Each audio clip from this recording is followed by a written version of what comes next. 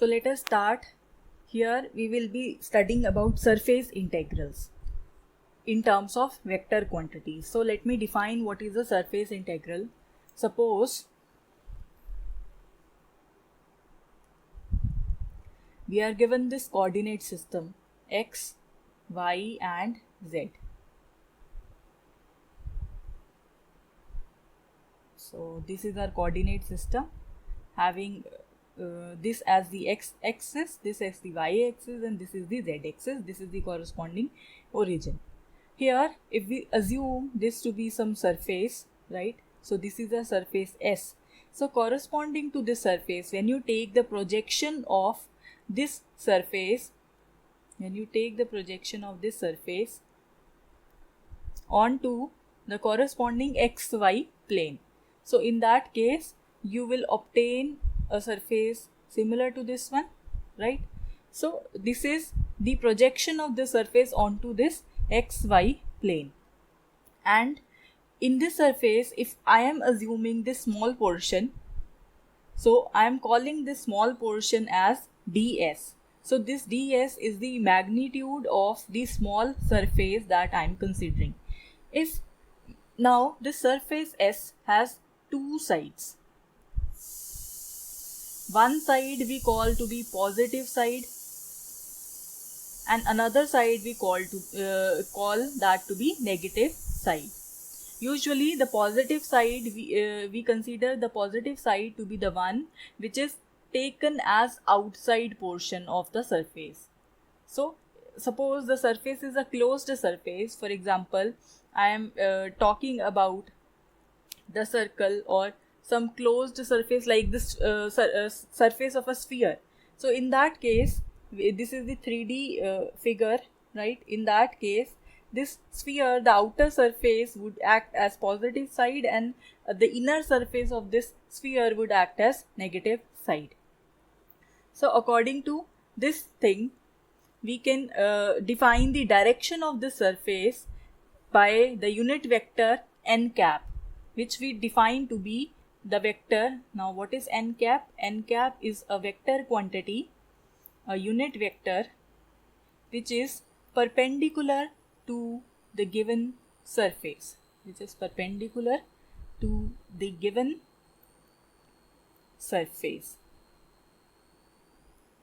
So this is defined as the unit vector. So in that case, suppose I wanted to represent this small portion of surface as a surface vector. So I can write this to be ds vector.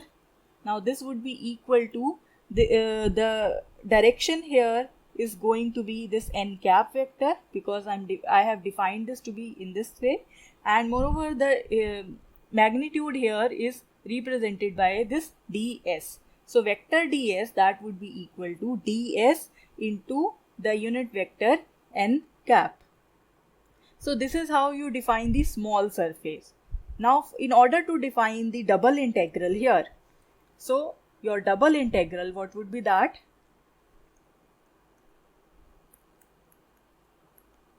The double integral is defined by taking the double integration over the given surface, whatever surface is given to you, of some vector quantity f dot with the small vector surface, so ds vector, right?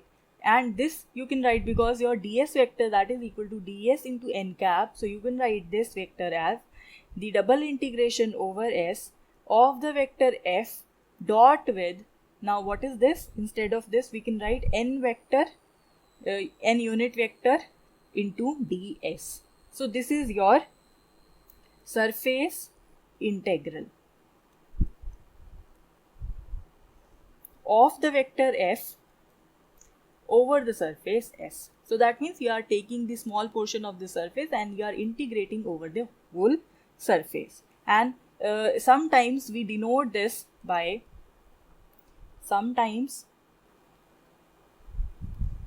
we denote the surface integral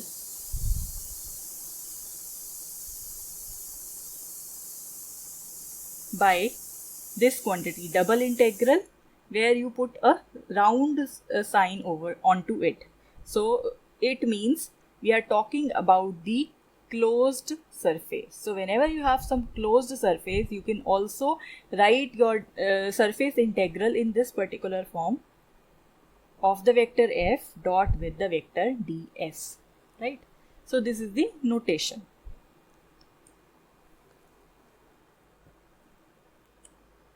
Okay, so now let us discuss how can we calculate this surface integrals. So one way to calculate these surface integrals is to take the projection of the given surface. So what we do, so the question here is, how can we compute the surface integrals?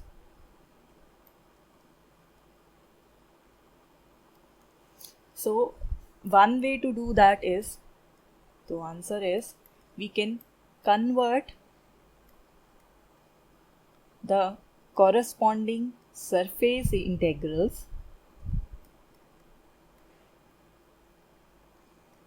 to the double integrals. And we already know how can we solve these double integrals. So how can you change this surface integrals to the double integrals? So what we can do, we can take the orthogonal projection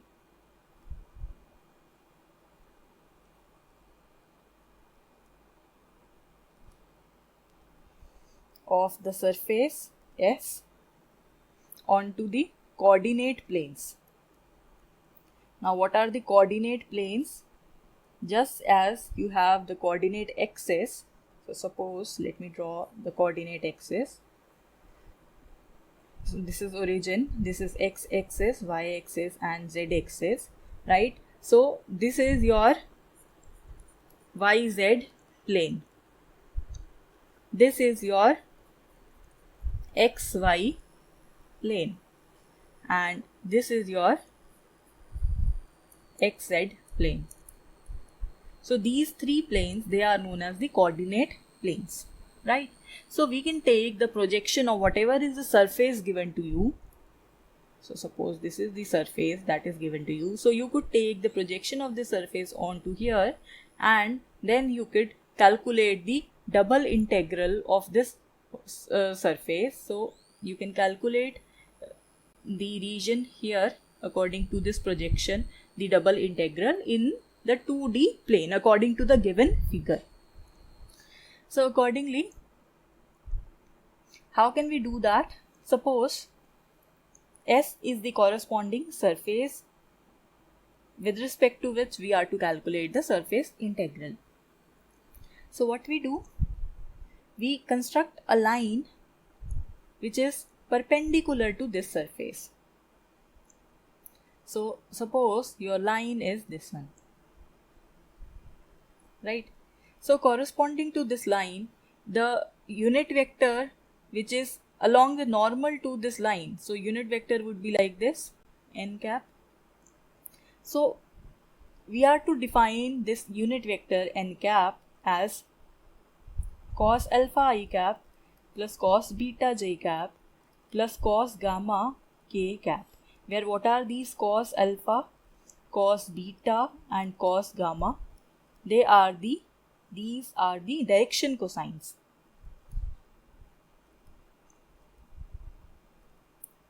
of the vector, of the unit vector n cap, right? So we have defined our unit vector n according to this quantity. So therefore, if I now wanted to calculate the value of cos alpha, how can I obtain its value? If I take the dot product of the vector n with the vector I, it would be cos alpha I cap plus cos beta j cap plus cos gamma k cap. Its dot with I vector means I cap plus 0 j cap plus 0 k cap.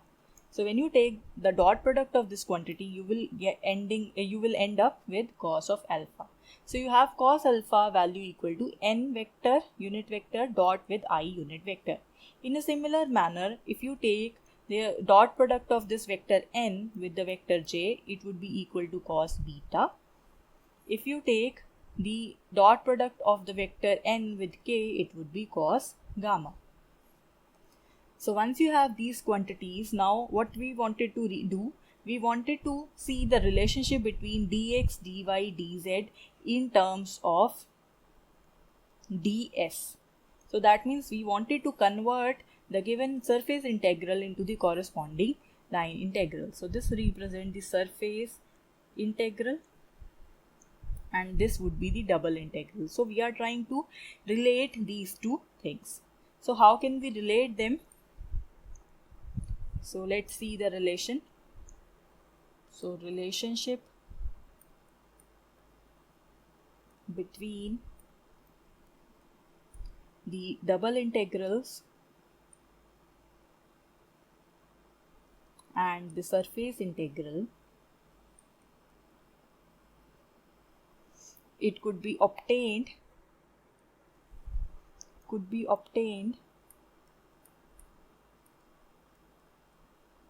by taking the projection. In fact, the orthogonal projection. Orthogonal means the perpendicular, right? Orthogonal projection. So for that, we have two things, in fact 3 things. First is, when you take this surface integral of the vector f dot with n cap ds, this would be equal to the double integral over the region R of the vector f dot n. Now instead of this ds, you can write dx dy divided by the magnitude of n vector dot k vector, where what is R? R is the orthogonal projection of S on xy plane. So that means whenever you take xy plane, you will have dx dy here, and this would be available when you take the dot product of unit vector n with the unit vector k. Why? Because you can see the reason here. So it is because if you take dx dy and you wanted to represent its projection onto this xy plane, the projection of ds onto xy plane, so it would be ds cos of gamma, because gamma represents the z component. So this was your surface, right? When you took its projection over here, you are in the xy plane, so that means the z component of the surface would map up to here. So it would be ds cos gamma, and what is cos gamma? You have just calculated this equal to n vector dot k vector. So it would be ds into the n vector into k vector magnitude. So this implies your ds is now equal to dx dy divided by the magnitude of unit vector n dot with unit vector k. So this is how you obtain this first projection. Similarly, you will obtain the second formula for projection. So it would be this double integral over S of the quantity vector f vector n ds. This would be equal to the projection over R, the integration over R of the vector f vector n dy dz divided by vector n into vector I, where what is this R? R is, in this case, is the orthogonal projection of the given surface S on yz plane here, right? So if you are on yz plane, so you have dy and dz, and here you will take the dot with I, right? And similarly for the third case, it would be vector f dot with vector unit vector n ds. This would be equal to vector f dot vector n, and here you would have dz dx divided by the magnitude of vector n dot with vector j here, right? Why? Because y is missing here, so you will take the dot product with j. Now here in this case the r represents orthogonal projection. It is the orthogonal projection of S on the zx plane, right? So this is how you obtain the integrals. And moreover, we also have one more result. So note that if the vector f that is represented like this, f1 I cap plus f2 j cap plus f3 k cap, in that case we can calculate our double integral over S of vector n dot with vector s ds. This would be equal to the double integration over S.